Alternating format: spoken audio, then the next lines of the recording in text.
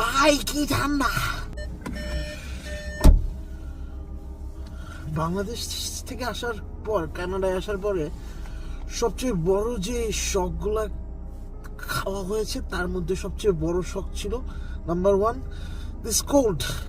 ভাই কি ঠান্ডা! মারাত্মক মারাত্মক ঠান্ডা।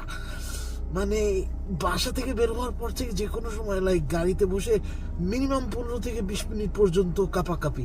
অ্যান্ড বাইরে যদি আপনার চামড়া এক্সপোজ থাকে for more than 10 minutes, you get frostbite, you get gangrene, stuff like that.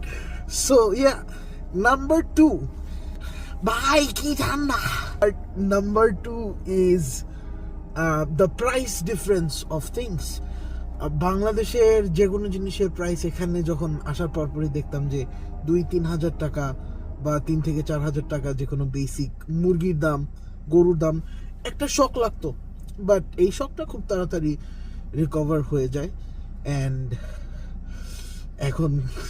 এখন জাস্ট মাঝে মধ্যে যখন খরচের টোটালটা চিন্তায় আসে তখন মাঝে মাঝে চিন্তায় আসে যে হোলি। অ্যান্ড নাম্বার 3 হইতেছে দ্য ইম্পর্টেন্স অফ ক্রেডিট। বাংলাদেশে অ্যাকচুয়ালি কেউ কখনো এটা শিখায় দেয় না যে নর্থ আমেরিকাতে ক্রেডিট সিস্টেমটা কত ম্যাটার করে।